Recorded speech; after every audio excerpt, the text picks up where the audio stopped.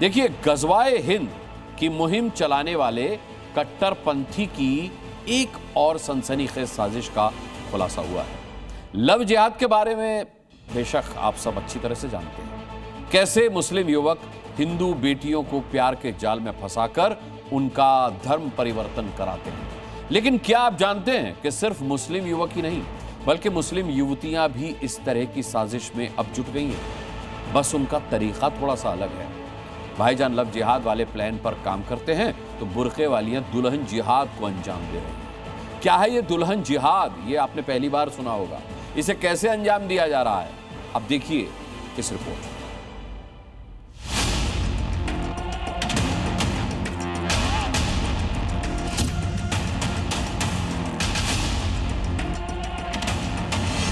उसका नाम आयशा है, जो अपना नाम बदल के यहाँ पे पूजा नाम से उसने शादी की।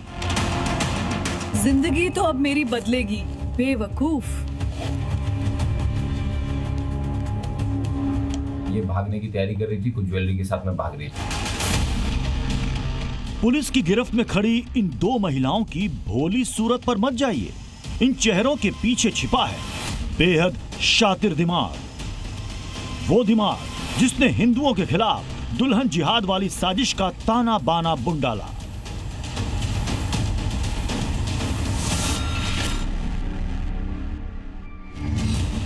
दुल्हन जिहाद वाली साजिश से पर्दा उठाएंगे, लेकिन उससे पहले जरा इन बुर्के वालियों के बारे में जान लीजिए।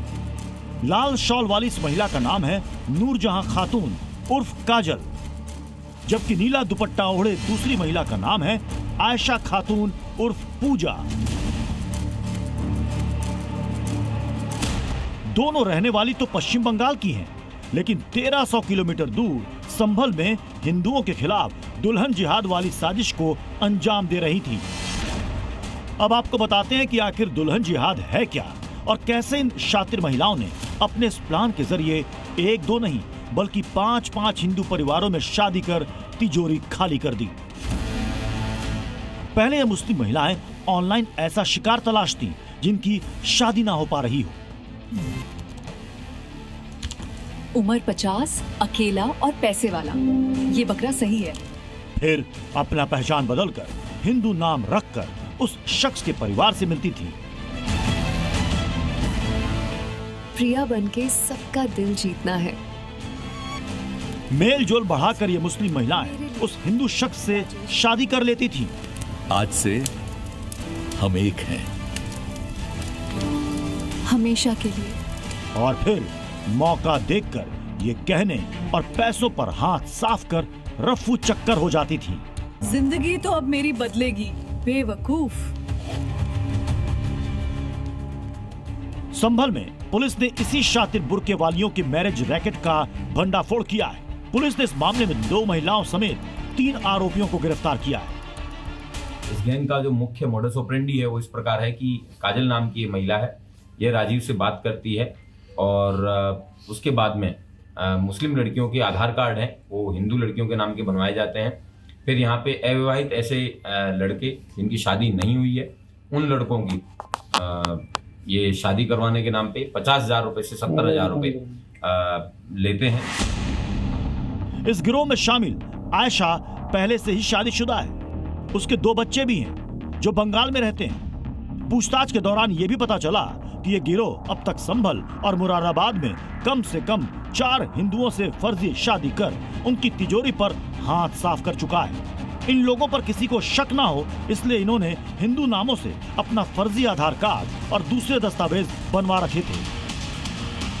अपने आधार कार्ड में मुस्लिम नाम से होने के बावजूद उन्होंने अपना हिंदू नाम रख के धर्म परिवर्तन करने का इस तरीके का जो कृत्य है ये राजीव और काजल उर्फ नूरजहां खातून जो है उनके द्वारा करवाया जाता था। इन सभी लोगों को आज गिरफ्तार करके जेल भेजा जा रहा है। आपने लव जिहाद वाली साजिश के बारे में सुना जिसे मियां भाई अंजाम देते हैं, जिसका शिकार होकर हिंदू बेटियां अपना धर्म गंवा बैठती हैं। तो अब दुल्हन जिहाद वाली साजिश सामने आई है जिसे बुर्के वालियां परवान चढ़ा रही हैं, जिसमें फंसकर हिंदू बेटे अपनी गाढ़ी कमाई गंवा रहे हैं। संभल में वो इस खुलासे ने हिंदू संगठनों को गुस्से से भर दिया। जिस प्रकार से वहां एक नया जो बीबी जिहाद शुरू हुआ है वो चौंकाने वाला है, लेकिन समाज को सावधान रहना पड़ेगा। इन अतवादी जिहादियों और देशद्रोहियों के विरुद्ध कठोरतम कार्रवाई सुनिश्चित किया जाना बहुत जरूरी है। लव जिहाद के खिलाफ योगी सरकार ने कानून बनाकर कट्टरपंथियों के इरादों पर नकेल कसने का काम किया है, लेकिन अब दुल्हन जिहाद वाली साजिश के खुलासे ने तो लोगों के होश ही उड़ा दिए हैं। इसके बांग्लादेश से जुड़े होने की भी आशंका है और यह गिरोह पूरे प्रदेश में फैला हुआ है। मैं माननीय मुख्यमंत्री से मांग करूंगा कि इस तरह के गिरोह और इस तरह के कृत्य करने वालों को कड़ी से कड़ी एक SIT गठित कर कड़ी से कड़ी सजा देने का काम करें। मेरा सरकार से मांग है, जो दुल्हन जिहाद के रूप में ये खुलासा हुआ है, इसका और व्यापक स्तर पर जांच की आवश्यकता है। ये नेटवर्क जो बड़ा है कहीं और जिलों में हो सकता है। पिछले कई सालों से पश्चिमी उत्तर प्रदेश में लुटेरी दुल्हनों का आतंक देखने को मिला है, लेकिन मुस्लिम महिलाओं का पहचान बदलकर हिंदू युवकों से शादी और फिर लूट के ताजा मामले लोगों को चौंका रहे हैं। पुलिस अब इस बात की तफ्तीश कर रही है कि इस सिंडिकेट में और कितने चेहरे शामिल हैं। सुनील सिंह के साथ ब्यूरो रिपोर्ट, जी मीडिया। इस वक्त एक बड़ी खबर आ रही, बता दूं, अजीत पवार प्लेन क्रैश से जुड़ी ये खबर है। हादसे का एक नया वीडियो सामने आया है।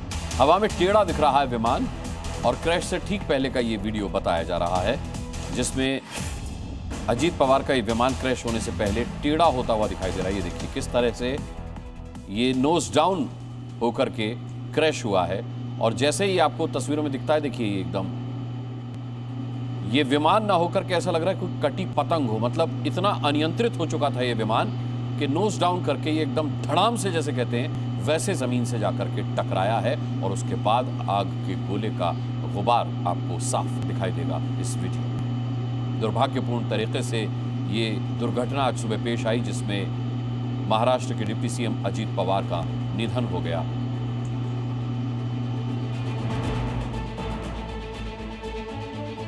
मंदिर हिंदू का लेकिन पुजारी मुसलमान। आप कहेंगे ये कैसे हो सकता है? सुनने में थोड़ा सा अचरज भी आपको लग रहा है, लेकिन ये सच है।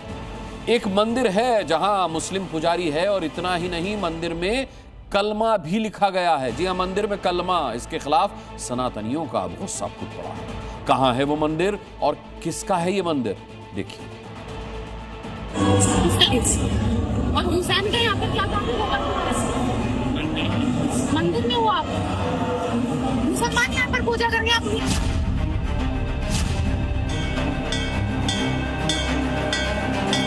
ये गाय खाकर पूजा करते, बकरी खाकर पूजा कर रहे हैं यहाँ पर। आपकी मान बना रही है। जैसे लोगों के कारण ही होता है ये सब। आज ये हिंदू मंदिरों के अंदर षड्यंत्र कर रहे हैं ये लोग। मजाक बनाए हुए तुम लोगों ने। हर जगह कलमा वलमा नहीं चलेगा तुम्हारा कलमा यहाँ पर।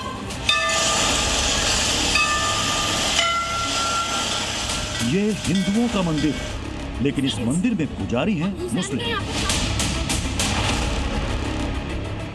पिछले कुछ दिनों से सोशल मीडिया पर एक हिंदू महिला का वीडियो वायरल हो रहा है। मंदिर के बाहर एक मुस्लिम युवक बैठा है। महिला ने उसका नाम पूछा तो वो अपना नाम हुसैन बता रहा है। और हुसैन का यहाँ पर क्या काम होगा? मंदिर में हो आप? मुसलमान यहाँ पर पूजा करके आप ईद मनाते हो, बकरे खाते हो? ये गाय खाकर पूजा करते, बकरे खाकर पूजा कर रहे हैं यहाँ पर। आपकी मान बना रही है। हम जैसे लोगों के कारण ही होता है ये सब। बात करिए आप। जिस मंदिर में मुस्लिम पुजारी को लेकर हंगामा हो रहा है वो मंदिर है लोक देवता गोगा जी महाराज का। तस्वीरें राजस्थान के हनुमानगढ़ जिले की हैं। गोगा जी महाराज मंदिर में बरसों से मुस्लिम पूजा करवाते हैं। गोगा जी महाराज की समाधि पर चादर चढ़ाई जाती है, बस फर्क ये है कि नीली चादर चढ़ाई जाती है। मंदिर में कलमा भी पढ़ाने का दावा किया जाता है। लोगों ने हर जगह जिहाद फैलाया और कुछ नहीं कर रहे तुम लोग। आज ये हिंदू मंदिरों के अंदर षड्यंत्र कर रहे हैं ये लोग। मजाक बनाए हुए तुम लोगों ने। हर जगह कलमा वलमा नहीं चलेगा तुम्हारा कलमा यहाँ पर। जिन गोगा जी महाराज मंदिर में मुस्लिम पुजारी हैं, उनके बारे में भी जान लीजिए। मान्यता है कि जाहरवीर गोगा जी का जन्म 11वीं शताब्दी में चौहान राजपूत वंश में हुआ था। गोगा जी महाराज ने महमूद गजनवी के आक्रमणों के समय में गौरक्षा और धर्म की रक्षा के लिए युद्ध किया था। राजस्थान में गोगा जी महाराज को जाहर पीर के नाम से भी जाना जाता है और इसलिए मंदिर में कुछ मुस्लिम भी आते हैं, लेकिन ज्यादातर हिंदू ही मंदिर में दर्शन करने के लिए आते हैं। अब हिंदूवादी नेताओं ने मंदिर में मुस्लिम पुजारी होने के खिलाफ बड़े आंदोलन की चेतावनी दी है। गोगा जी महाराज गोरखनाथ जी के शिष्य थे और गोगा जी महाराज गौ रक्षक थे, तो गोगा जी महाराज की गाय खाने वाले कैसे पूजा कर सकते हैं? मुसलमानों की कोई रीत नहीं हिंदू मंदिरों में, जब हिंदू काबा के अंदर नहीं है, जब हिंदू का वक्फ बोर्ड में मेंबर होना उचित नहीं है, तो फिर मंदिर के अंदर मुसलमान क्या कर रहा है? गोगा जी महाराज मंदिर से जुड़े लोग भी मानते हैं कि मंदिर में मुस्लिम पुजारी तो हैं।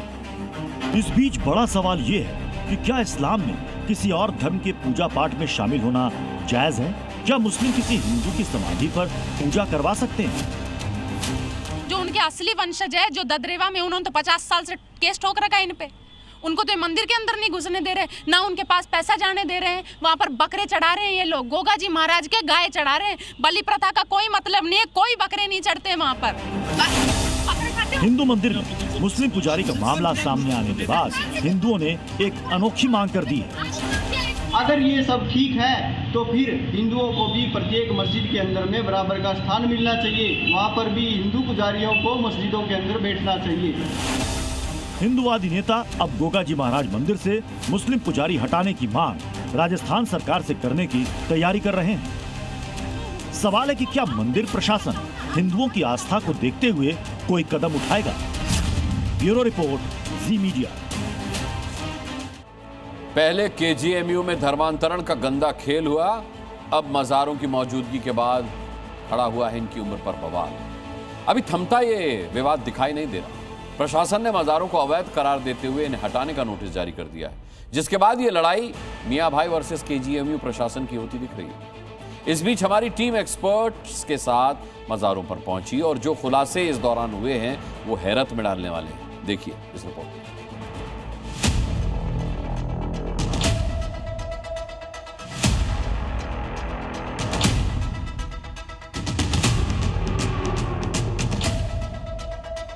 केजीएमयू ने नोटिस चस्पा दिया गया है। मजार है ये केजीएमयू की इलीगल जमीनों पे पड़ी हुई बनी हुई। बस ये बनी हुई है जगह को आपने रोक रखा है। बाप दादा से ये चला आ रहा पुरुषों को। कितना समय हो गया? 600 साल पुरानी मजार शरीफ है। ये सब चीजें नई नहीं, बिल्कुल ये तो 20 से 25 साल पुराना ही बस हो सकता। लखनऊ में केजीएमयू परिसर से 5 मजारों को हटाने का नोटिस जारी हो चुका है। इन्हें हटाने के लिए प्रशासन ने 15 दिन का जो वक्त दे रखा है, अब उसके दिन भी घटते जा रहे हैं। मजार को बुलडोजर से बचाने के लिए तरह तरह के दावे किए जा रहे हैं, लेकिन सबसे बड़ा सवाल यही है कि पहले मजार बनी या मेडिकल कॉलेज। बड़े बूढ़ों ने बताया कि ये अस्पताल बाद में हमारे देखते देखते ये बना। अब हम लोगों को तो बेटा मालूम नहीं। ऐसे में जी मीडिया की टीम मजारों का रियलिटी चेक करने ग्राउंड पर उतरी तो लखनऊ यूनिवर्सिटी के एशियन इंडियन हिस्ट्री विभाग के प्रोफेसर डॉक्टर पीयूष भार्गव ने कई चौंकाने वाले खुलासे किए, जिन्हें सुनकर हमारी टीम भी हैरान रह गई। मजार के आसपास बनी खिड़कियां, ये जाल, ये दरवाजे, इन सब को जब करीब से एग्जामिन किया गया तो 600 साल तो छोड़िए, प्रोफेसर भार्गव ने इन 600 साल में से 5 सदियों से ज्यादा निकाल दी। बाहर का कंस्ट्रक्शन तो अभी बहुत पुराना नहीं लग रहा है, तो सब मॉडर्न कंस्ट्रक्शन है। ज़्यादा 40-50 साल पुराना होगा, अगर बहुत ज़्यादा भी पुराना हुआ ये। आगे प्रोफेसर भार्गव ने और क्या खुलासे किए, उससे पहले ये जान लीजिए कि केजीएमयू परिसर में 3 बड़ी मजारें हैं। ये मजारें 3400 वर्ग फीट के एरिया में हैं। पहली मजार क्वीन मैरी अस्पताल के मुख्य गेट के सामने है और लगभग 1000 वर्ग फीट क्षेत्र में फैली है। दूसरी मजार है रेस्पिरेटरी मेडिसिन विभाग की ओपीडी के मुख्य गेट के बगल में और तीसरी मजार ट्रॉमा सेंटर के गेट नंबर 2 के पास लगभग 400 वर्ग फीट क्षेत्र में बनी है। इनकी वजह से एम्बुलेंस और मरीजों को आने जाने में दिक्कत होती है, लेकिन प्रशासन के नोटिस जारी करने के बाद से माहौल गर्मा गया है और इन मजारों की उम्र इस पूरे विवाद की धुरी बन गई है। ऐसे में जी मीडिया की टीम ने सबसे पहले रुख किया क्वीन मैरी अस्पताल के मुख्य गेट के सामने बनी हजरत शेख फरीदुल हक की मजार का, जिसके बाद देखिए कैसे यहाँ की केयरटेकर के दावों की प्रोफेसर भार्गव ने पोल खोल दी। हम लोगों के बाप दादा से ये चला आ रहा है, पुरुषों को से। कितना समय हो गया? 600 साल पुरानी मजार शरीफ है। देख के कैसा लग रहा है आपको कि क्या है, जैसे जिस तरीके की नक्काशी है? नहीं, अब ये भी मैं आप बता रहा हूँ, नहीं बहुत ज़्यादा है तो 40-50, आप बहुत ज़्यादा भी लेके जाएंगे 50 साल। बहुत ज्यादा अगर हम इसको लेके जाएंगे तो ये 40-50 साल अंदर का भी जो दिख रहा है। इसके बाद बारी थी मजार के आसपास बनी चीजों को देखकर उनकी उम्र का पता लगाने की। यहाँ भी प्रोफेसर भार्गव ने रेनोवेशन देख दावा किया कि ये 1 दशक से ज्यादा का नहीं हो सकता है, जबकि वहाँ की केयरटेकर इस पर लीपापोती करती नजर आई। रेनोवेशन हो गया, इसमें देखिए टाइल्स वगैरह फर्श में लगा रखी है, तो सब नया ही बिल्कुल लगता दिखाई दे रहा है। ये तो शायद ही 10 साल पुराना भी नहीं होगा जो बाहर ये फर्श पे टाइल्स वगैरह लगे हैं। जब कोई की मुराद पूरी होती है उर्स में ये लिपाई पुताई होती है, उर्स में लिपाई पुताई होती है। जब टाइम आएगा तो कागज के भी दिखाना पड़ेगा तो दिखाएंगे। मजार की दीवारें तो खुद ब खुद इनकी उम्र के सबूत पेश कर रही हैं।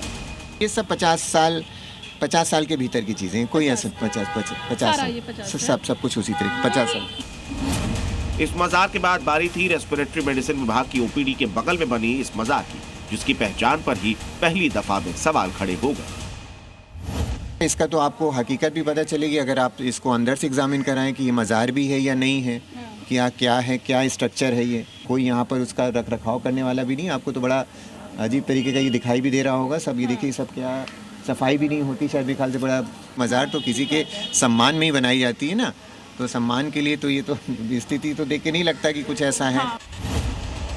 केजीएमयू में बनी इन मजारों का सच क्या है, इस पर आने वाले वक्त में मुहर लग जाएगी। लेकिन भाईजान है कि अपने तर्क से पीछे हटने को तैयार नहीं और प्रशासन को उल्टा चुनौती देने पर उतारू हो गए हैं। केजीएमयू में कट्टरपंथियों की बड़ी कॉन्स्पिरेसी का खुलासा हो चुका है। प्रीति श्रीवास्तव, जी मीडिया, लखनऊ। गद्दार केवल एक शब्द नहीं है, बल्कि अगर ये कहूं कि एक गाली है तो ये अतिशयोक्ति है। इसके मायने बहुत बड़े हैं, खासकर तब जब गद्दारी की बात देश के अंदर से हो, वतन के अंदर से। एक नागरिक जवान होता है, सरहद पर जाता है, अपने देश के लिए हंसते हंसते शहीद होता है। लेकिन कुछ गद्दार हमारे बीच अब भी हैं जो रह हिंद की धरा पर रहे हैं, काम सरहद पर बैठे आतंकियों के लिए कर रहे हैं। भारत में मसूद अजहर के स्लीपर सेल का भंडाफोड़ हुआ है, जिसका मकसद बेहद खतरनाक था। कौन था, कहां का रहने वाला था, ये क्या साजिश रच रहा था, देखिए इस रिपोर्ट।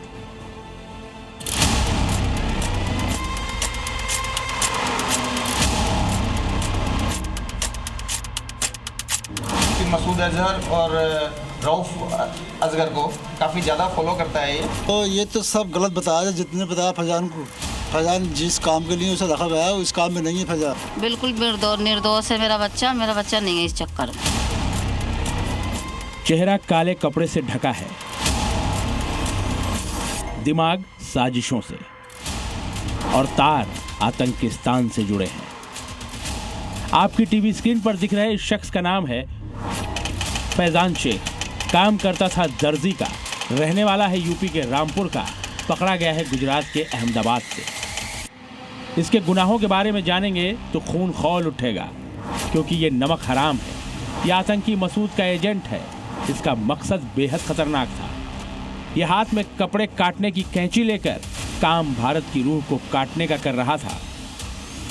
दर्जी के भेष में यह आतंकी मंसूबे पाले हुए था।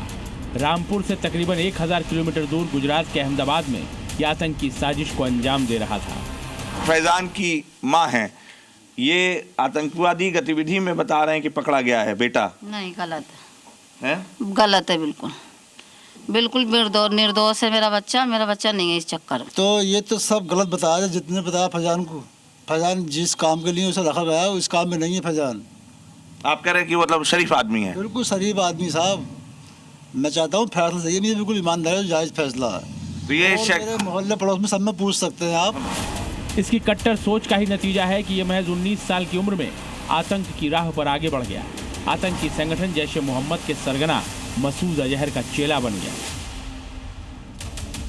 गुजरात एटीएस के मुताबिक फैजान जैश ए मोहम्मद से जुड़ा हुआ था और वो आतंकी कमांडरों के संपर्क में रहता था। इसके अलावा फैजान कई जिहादी व्हाट्सएप ग्रुप से भी जुड़ा हुआ था और अपने दर्जी वाले घर में हथियार और गोला बारूद रखता था। इसका भंडाफोड़ तब हुआ जब गुजरात एटीएस ने 25 जनवरी को नवसारी में गुप्त सूचना के आधार पर फैजान को उसके घर से गिरफ्तार किया। ये जो फैजान है ये नवसारी में आइडेंटिफाई हुआ, इसे डिटेन किया गया। इसके पास से कुछ शंकास्पद वस्तुएं बरामद की गई। इसमें सबसे इम्पोर्टेंट एक वेपन जो कि ऑटोमेटिक जैसा जिगाना पिस्टल है और इसके साथ 6 राउंड मिले हैं। रामपुर का रहने वाला फैजान कैसे आतंकी बना, कैसे अलकायदा से जुड़ गया, इसकी कहानी 4 साल पहले से शुरू होती है, जब फैजान रामपुर से अहमदाबाद पहुंचा था। तब भी उसके जहन में मंसूबे आतंकियों वाले ही थे, इसीलिए उसने अपनी पहचान छिपाने के लिए दर्जी का काम शुरू किया। सबसे बड़ा ये सवाल है कि बहुत छोटी उम्र में भेज दिया गया काम करने के लिए एक पड़ोस के इस्लाम नाम के व्यक्ति के कारखाने में, उसके कहने पर। उसके बाद क्या हुआ, क्या परिस्थिति बनी, क्या उसे किसी ट्रैप में डाला गया या उसने जानबूझकर किसी के माइंड वॉश करने पर इस तरह की गतिविधि की, ये तो जांच का विषय है। लेकिन कहते हैं ना कि कानून के हाथ लंबे होते हैं, यही हुआ फैजान के साथ। वो खुफिया एजेंसियों की नजर से बच नहीं पाया। खुलासे के मुताबिक फैजान पैगंबर के खिलाफ टिप्पणी करने वालों का डेटा इकट्ठा करता था। उस डेटा को वो फिर सोशल मीडिया ग्रुप्स में शेयर करता था और फिर उन लोगों के मर्डर की साजिश भी रचता था। उसका मकसद टारगेटेड हत्याएं कर आतंक फैलाना था। पुलिस को उसके सोशल मीडिया हैंडल से कई जिहादी वीडियो मिले हैं। बताया जा रहा है कि इन्हीं वीडियो के जरिए वो आतंकी साजिश को एक स्टेप आगे बढ़ाने की साजिश रचता था। जैसे मोहम्मद और अलकायदा के बहुत सारे चैनल से जुड़ा हुआ है, खास करके मुफ्ती मसूद अजहर और रऊफ असगर को काफ़ी ज़्यादा फॉलो करता है। ये कश्मीर में जो जिहाद है उसमें भी जुड़ने की इच्छा रखता है। फैजान के पकड़े जाने के बाद उसे कोर्ट में पेश किया गया, जहां से उसे 12 दिनों की एटीएस रिमांड पर भेज दिया गया। पुलिस अब उससे जुड़े नेटवर्क का भंडाफोड़ करने के मिशन में जुटी है।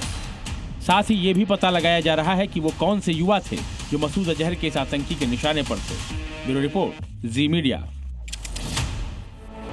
आज महाराष्ट्र की राजनीति के लिए बहुत बुरा दिन है और साथ ही बुरा दिन है भारत की एविएशन इंडस्ट्री के लिए। महाराष्ट्र के डिप्टी सीएम अजीत पवार की आज विमान हादसे में मौत हो गई। सुबह सुबह उनका प्लेन क्रैश हो गया। प्लेन में सवार क्रू मेंबर और अजीत पवार के सहयोगियों की भी इसमें जान चली गई। विमान हादसा रनवे के ठीक बगल में हुआ। आपको दिखाता हूं वो जगह जहां विमान हादसा हुआ। आप देख सकते हैं, यहां वो तस्वीर है। देखिए, रनवे साफ दिखाई दे रहा है, ये काले रंग में रनवे दिखाई दे रहा है और इसके कितने करीब ये विमान हादसा हुआ है। 2 बार पायलट्स ने विमान को रनवे पर उतारने की कोशिश की, लैंडिंग की कोशिश की, लेकिन विमान देखिए रनवे से कितना करीब। मात्र ये दूरी 100 से 200 मीटर भी बमुश्किल होगी। मात्र 100 से 200 मीटर दूर ये क्रैश हो गया। ये पहले क्रैश हो गया, क्रैश लैंडिंग हो गई इसकी और पूरा का पूरा विमान जो है वो मलबे में तब्दील हो गया। ये देखिए, दुर्भाग्य इसे कहते हैं, घोर दुर्भाग्य इसे कहते हैं कि रनवे पर 2 बार उतरने की कोशिश की, विमान में तकनीकी खामी थी, विमान क्यों नहीं उतर पाया ये तो खैर ब्लैक बॉक्स रिकवर होने के बाद पता चलेगा कि क्या अंतिम क्षणों में बात हुई थी पायलट की कंट्रोल रूम से। लेकिन ये देखिए आपके रनवे से कितना करीब ये विमान दुर्घटनाग्रस्त हुआ है। महाराष्ट्र के बारामती में हुआ प्लेन क्रैश सिर्फ एक हादसा नहीं है, बल्कि 35 मिनट की रहस्यमय कहानी बन गया है। मुंबई से उड़कर बारामती में लैंडिंग होनी थी, लेकिन इस बीच क्या हुआ जो 5 जिंदगियां खत्म हो गई, इस मिस्ट्री का पर्दाफाश ब्लैक बॉक्स खुलने पर ही सामने आया।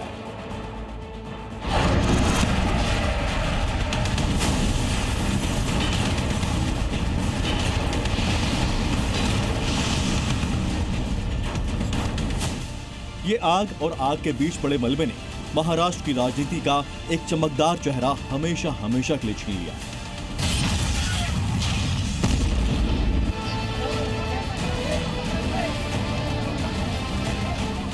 छियासठ साल के वो पवार जिनके नाम में अजीत था, वो मौत से नहीं जीत पाए। समय सुबह 8:10। जगह मुंबई। सबसे महंगे और सुरक्षित माने जाने वाले प्राइवेट जेट बॉम्बार्डियर के विमान से अजीत पवार ने मुंबई से अपने विधानसभा क्षेत्र बारामती के लिए उड़ान भरी थी। उन्हें वहां जनसभा करनी थी।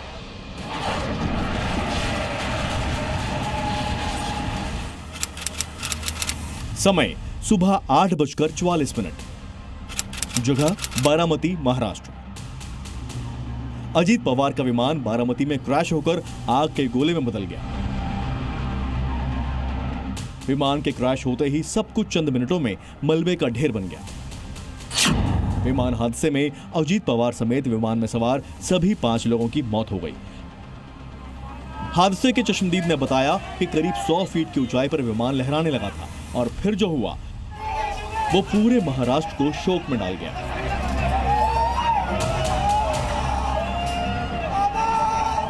ये हमने देखा कि एरोप्लेन जब नीचे आया था ऐसा लग रहा था उसका क्रैश हो जाएगा ऐसा हम सोच रहे थे, तभी क्रैश हो गया। हम देखे कि हमें लगा नहीं क्रैश हो गया है, लेकिन एयर ट्रैप पे उतरेगा ऐसा लगा, उतर रहा है, लेकिन क्रैश हुआ और उसके बाद स्फोट हो गया उसका जबरदस्त। प्लेन क्रैश होने की वजह से शवों के ऐसे चिथड़े उड़ गए कि उसमें सवार लोगों को पहचानना मुश्किल हो गया। अजीत पवार की पहचान बाएं हाथ में पहनी घड़ी से हुई। घड़ी अजीत पवार की एनसीपी की पार्टी का चिन्ह भी है।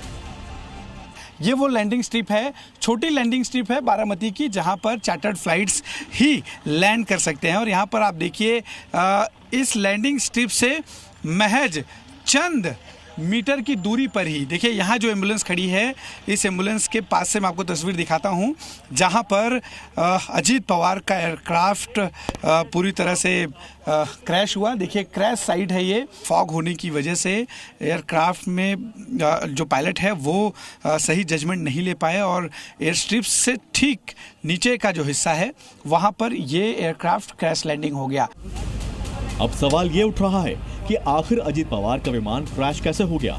विमानों को ट्रैक करने वाली वेबसाइट के मुताबिक पवार का विमान पहली कोशिश में लैंड नहीं हो सका।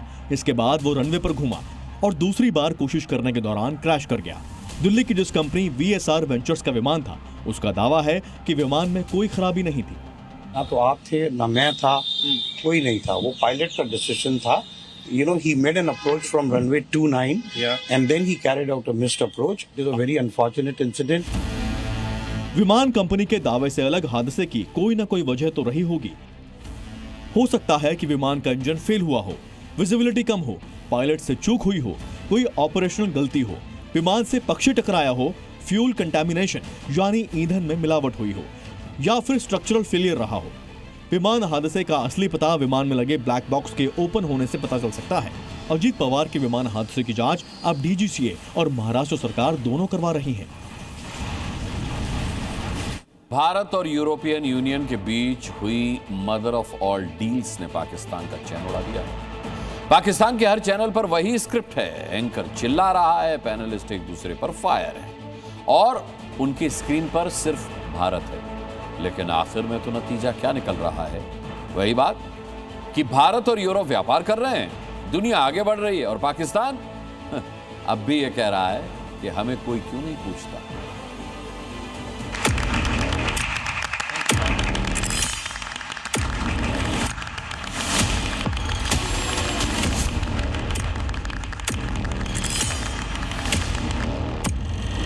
Thank you very much for the exceptional hospitality we experienced. It was such an honor for us to be your chief guests. Bharat और यूरोपियन यूनियन के बीच एक बहुत बड़ा एग्रीमेंट हुआ है। दुनिया में लोग इसकी चर्चा मदर ऑफ ऑल डील्स के रूप में कर रहे हैं।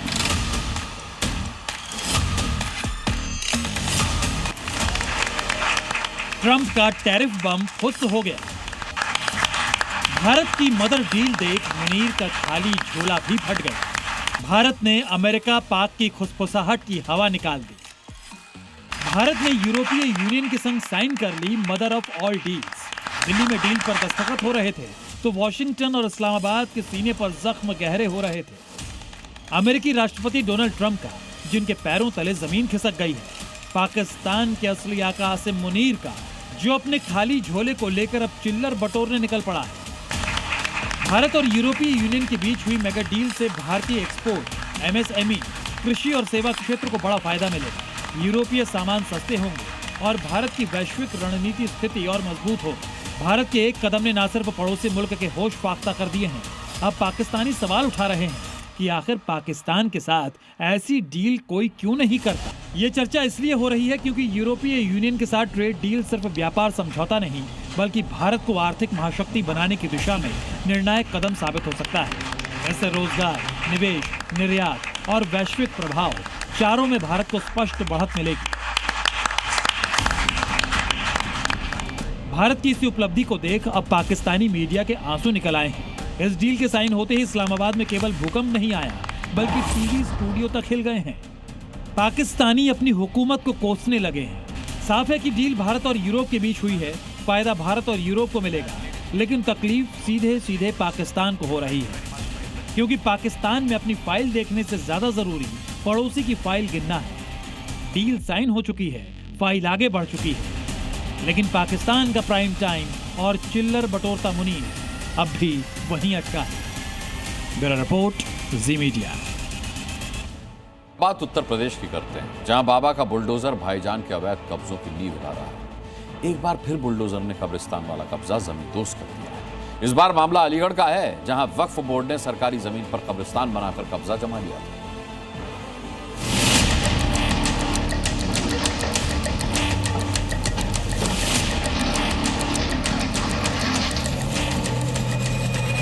बुलडोजर रुकेगा नहीं, माफिया के ऊपर बुलडोजर चलता रहेगा। विकास के साथ साथ माफिया के खिलाफ बुलडोजर भी है, वही चला सकता है जिसमें दम होगा। सीएम योगी दम वाली बात यूं ही नहीं कहते। उनकी सत्ता आने से पहले भी अवैध कब्जे थे, लेकिन सरकारें उन कब्जों को हटाने में हिचकिचाती थी। उन्हें वोट बैंक का डर सताता था, लेकिन अब ऐसा नहीं है।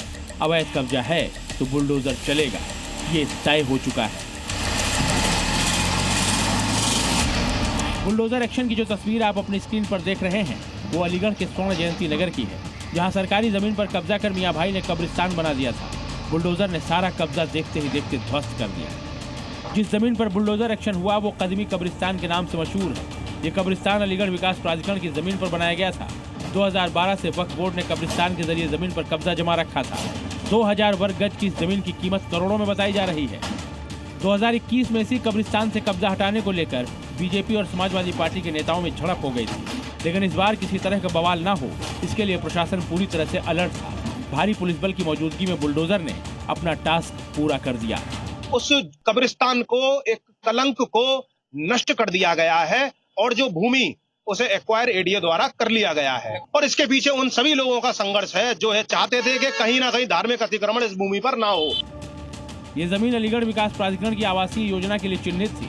बावजूद इसके इसे कब्रिस्तान बताकर इस पर कब्जा किया गया था। इतना ही नहीं, इस जमीन पर अवैध निर्माण के लिए तत्कालीन विधायकों की निधि तक का इस्तेमाल किया गया। ये मामला लंबे वक्त से फाइलों में दबा हुआ था, लेकिन हाल ही में इसकी शिकायत सीएम ऑफिस में की गई, जिसके बाद सीएमओ ने मामले का संज्ञान लिया और उसका नतीजा आज बुलडोजर एक्शन के रूप में दिख गया। वक्फ बोर्ड के नाम पर जमीनों पर कोई डकैती नहीं डाल सकता है, लूट खसोट नहीं हो सकती है, चौराहे की जमीनों पर कोई कब्जा नहीं कर सकता है। किसी बोर्ड के नाम पर लूट खसोट हमेशा के लिए लगाम लगाने का काम किया है। सरकारी जमीन पर हुआ कब्जा तो बुलडोजर ने मुक्त करा लिया है। अब इस बात की भी जांच की जा रही है कि अवैध कब्रिस्तान के निर्माण में विधायक निधि का इस्तेमाल कैसे हुआ। चर्चा है कि फर्जीवाड़े में शामिल लोगों से अब वसूली की भी कार्रवाई की जा सकती है। ब्यूरो रिपोर्ट, जी मीडिया। पाकिस्तान में रोना धोना कभी नहीं होता और अब पाकिस्तान में मस्जिदों के लाउड स्पीकर से एक ऐलान हुआ है और मुसलमानों में खलबली मच गई है। आनन फानन में लोगों ने जरूरी सामान समेटा और महिलाओं, बच्चों, बुजुर्गों के साथ घर छोड़ दिया। भारी बर्फबारी और हाथ कपा देने वाली ठंड में लोग सड़कों पर रात बिताने के लिए मजबूर हैं, लेकिन फरमान आसिम मुनीर की ओर से जारी हुआ है, लिहाजा मानना मजबूरी है। आखिर मुनीर अपनी ही आवाम को सर्दी वाली मौत मरने पर क्यों तुला हुआ है, देखिए इस रिपोर्ट। सुबह सुबह मस्जिद से ऐलान हुआ कि लोग अपने बच्चों और बुजुर्गों को साथ लेकर अपने घरों को खाली कर दें। ऐसा होने की देर थी कि खैबर पख्तूनख्वा की तिराह वैली में हड़कंप मच गया।